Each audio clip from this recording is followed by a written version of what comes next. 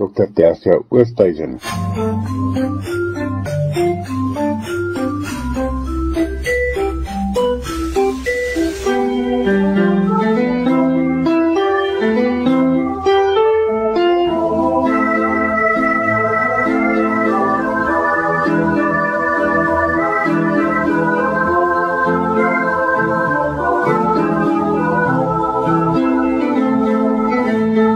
Lig op geestesgesondheid, Dr. Tersia Oosthuizen van die Noordwes Universiteit, bedryfs- en voorligtingsielkundige. Goeiemôre Willem, goeiemôre luisteraars. Ek sien vandag dat ons, inderdaad, minder as 2 weke oor het, totdat ons Christus se hoogste prys wat hy vir ons betaal het, gaan vier. Met ander woorde, tot en met Goeie Vrydag.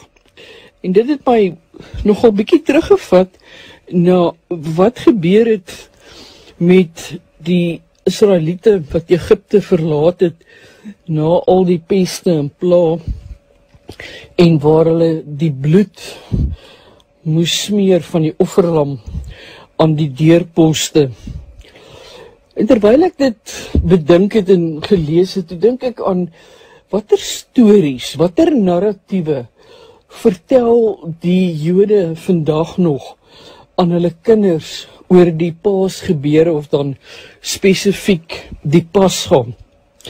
En dit het my laat dink aan watter stories vertel ons as ouers en as grootouers aan ons kinders, ook van diepe verliese en pyn en seer wat ons in ons lewe ervaar het en skade wat gedoen is aan ons en ons voorgeslagte.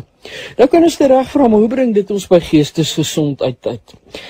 Ek dink die eerste wat my nogal laat dink het aan hierdie tema, was die hele idee van die storie van hoop, wat saam met Paasfees kom, en dan die Pasga, waaraan nog deur die Jode sekerlik uitgesien word na die koms van die Messias, en hoe ons dit ook vier vandag met die wete dat Christus inderdaad gekom het, bring by my daardie diepe besef en amper ootmoed in my bepeinsing van wat ook al gebeur het, en hoe dit ook al gebeur het, en hoe dit deur geskietskrywers deur eeue opgeteken is ons nie moedeloos nie.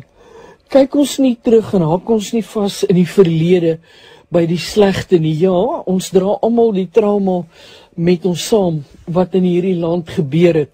Daar's geen bevolkingsgroep, ras of etnisiteit wat nie in hulle leeftyd deur een of ander vorm van trauma werklik die dood in die oë gekyk het nie, want as ons dan mooi kyk weer eens, trauma beteken dat ons of iemand naby ons se lewe sodanig bedreig was, dat ons kon sê, ons het werklik die dood in die oë gekyk, en natuurlik sluit dit iets in soos ernstige beserings en seksuele geweld.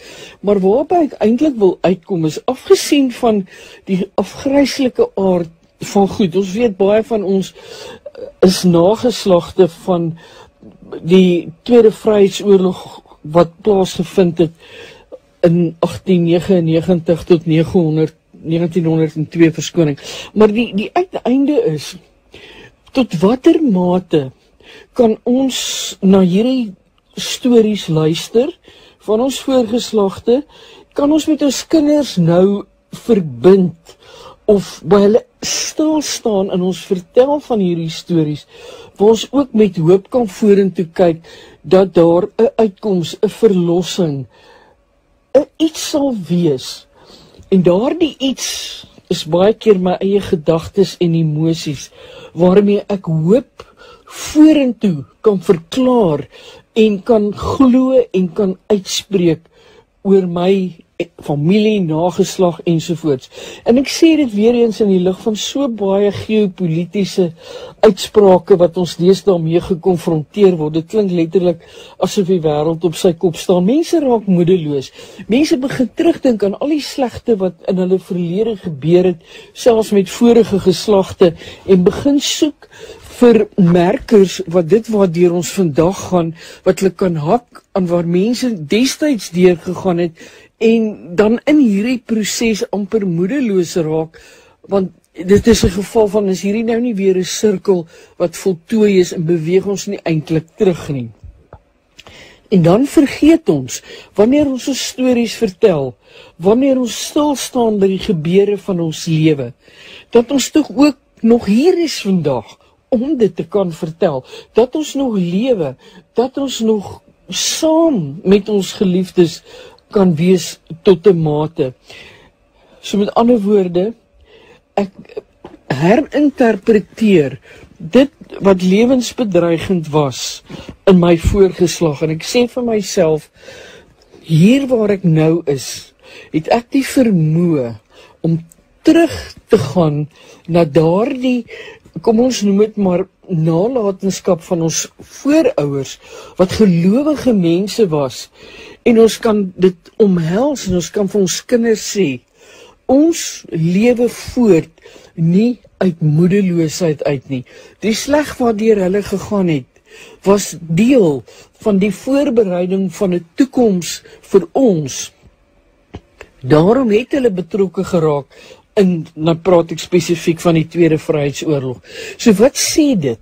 Dit sê vir my, in elkeen van ons, het sy of ons die stories van ons voorgeslagte of die trauma van ons voorgeslagte ken of nie ken nie, maar in elkeen van ons is daar die vlam van hoop, is daar die manier om ons lewensstorie en dit waar ons nou bevind, sodanig te bekyk, dat ons kan teruggaan na die standvastigheid van ons geloof, van ons hoop en van klein koneksies met almal rondom ons wat hierdie hoop vorentoe kan versterk, want dit beïnvloed hoe ek dink oor wat nou in hierdie land aangaan en in die wêreld, en dit help my om nog steeds met geloof vorentoe te kyk en vorentoe te leef en nie nou in moedeloosheid en swartgalligheid en negativiteit vas te val nie. Hoe knoop ek dit aan die Paasgebeure? Ons kan dink, waar was die Israeliete voordat hulle uit Egipte was? En wat hulle geweet het, wat met hulle as volk ook deur die eeue gebeur het. En hier kom hierdie wonderteken van die verlossing, die uittog uit Egipte. En dit wat hulle moet doen, om hulle uittog te waarborg as lewende mense. En is dit nie juist wat die Paase vanuit 'n geestesgesondheidsoogpunt ook vir ons bring nie? Om met hoop en vertroue vorentoe te kan leef met die wete dat daar is reeds 'n prys betaal en dat ons in ons geloof vorentoe kan kyk met hoop. Sielkunde en spiritualiteit is so in mekaar verweef. En wat ek probeer by stil staan en wil hê ons oor moet dink is, wat is die storie van ons lewe vandag as ek dit deel met my gesin en my familie, my kinders en my kleinkinders?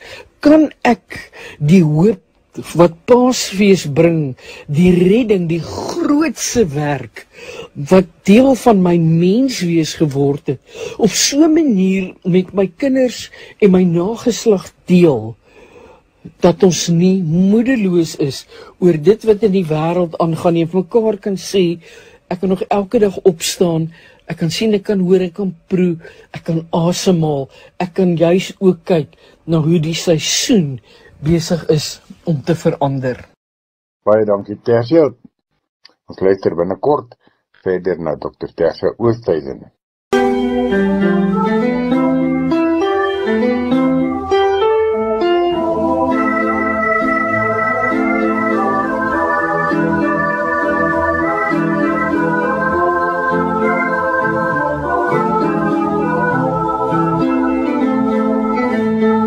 Dus liewe luisteraars en Willem, wat kan ons dan doen om die besondere sielkundige impak van hierdie Paasgety wat voorlê en uit die aard van die saak, die lydenstyd, so ons eie te maak, dat ons met 'n gevoel van vryheid en hoop en verbintenis tot dit waaruit en waarvandaan ons kom, vorentoe kan leef, maar ook kan reflekteer op dit wat in ons verlede onbillik en onregverdig teen ons gedoen is.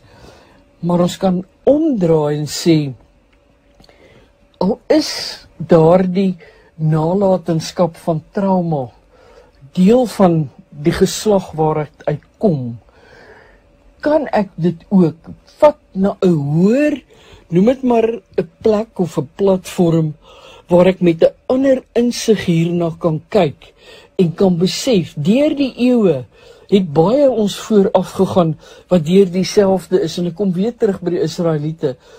En nou, terwyl ek nou hier reg en gereed staan, as ek dit kan terugbring na die Israelitiese metafoor, waar ek die bloed in die deurposte gesmeer het, nou staan ek ook gereed om vorentoe te gaan en vorentoe te leef. So alhoewel ek die narratiewe, die stories, alles onthou, is ek die verbintenis hier en nou, daarmee, dat dit en dit alleen nie my identiteit en my toekoms bepaal nie. En dit bring my by die tema van verlossing van lyding en daardie triomf van vryheid oor verdrukking wat vir my hoop en ook veerkragtigheid in die aangesig van enige soort teëspoed kan gee. Met ander woorde, ek is nie losgeskeer en onseker en beangs en bevrees vir my en my kinders en my nageslag se toekoms nie. Net soos wat die Israeliete geweet het, daar is hoop, daar's 'n nuwe pad. So kan ek leer uit dit wat op geestelik spirituele wyse nou binne die kerk gevier word, dat daar hoop en 'n uitkoms is. En ek wil weer klem lê op die uitkoms, ongeag hoe donker en hoe swaar dit vir ons mag gelyk het. Ek kom weer terug.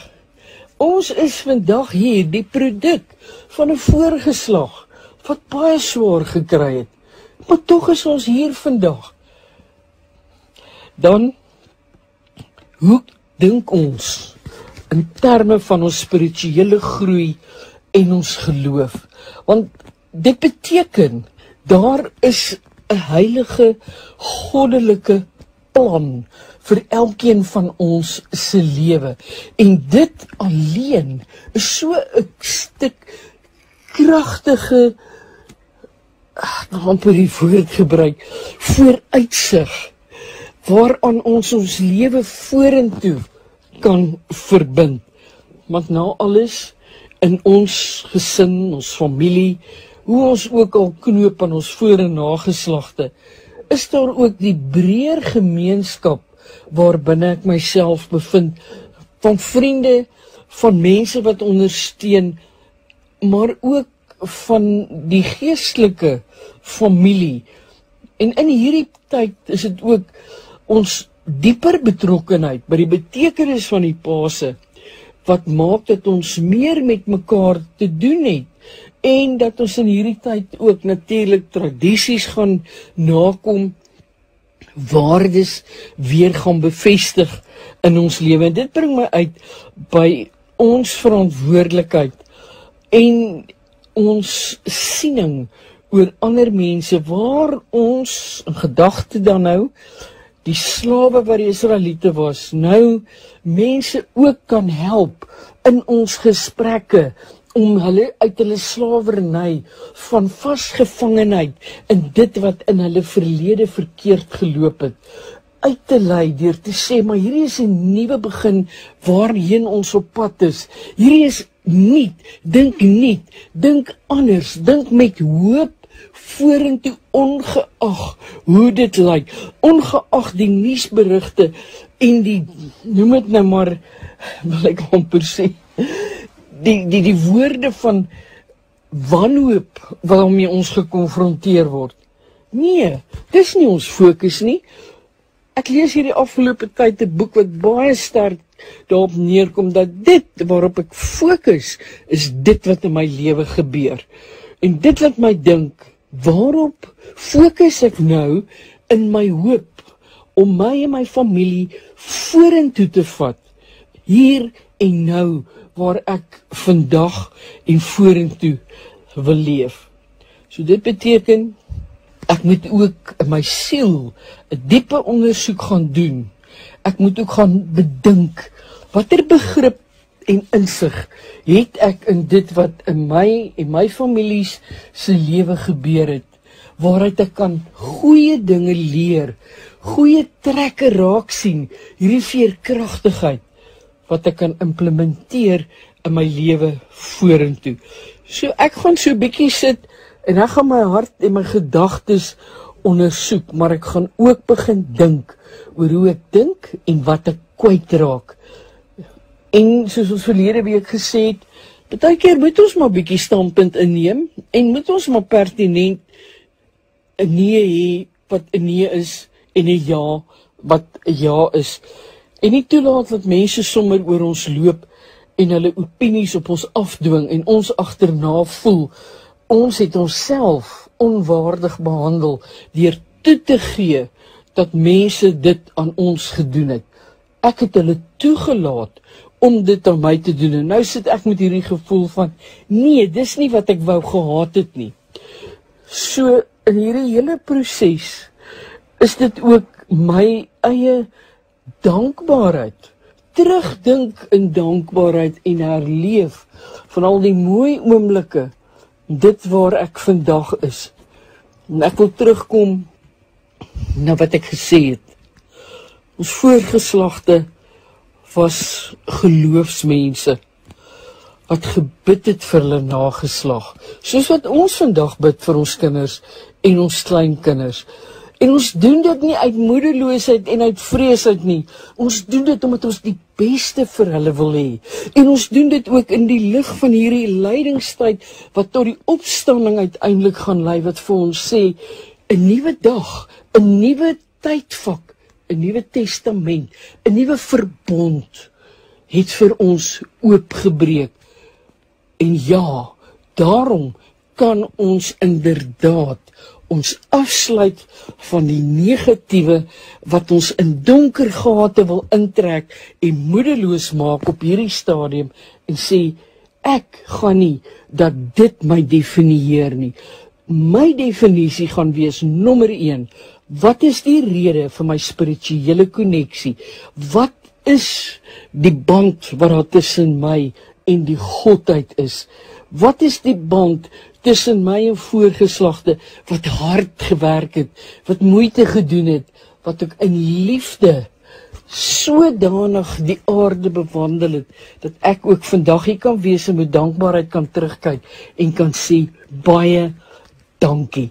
Dankie vir elke stukkie goedheid wat ek met my kan saamdra in hierdie land vandag en help my om te fokus op die goeie, al weet ek, ons leef ook in 'n moeilike, pynlike, seertyd, en dat ons goed hoor wat ons tot in die kern van ons lewe skok, maar dat ons nie daarby stil staan nie, dat ons altyd uit dit kan tree met 'n hoop vorentoe. Ons 3 minute oefening, wat gaan ons verklaring wees? Ek loop my pad met geloofsoë vorentoe. Mag dit 'n pragtige week wees. Dit was dan Dr. Tersia Oosthuizen met lig op geestesgesondheid.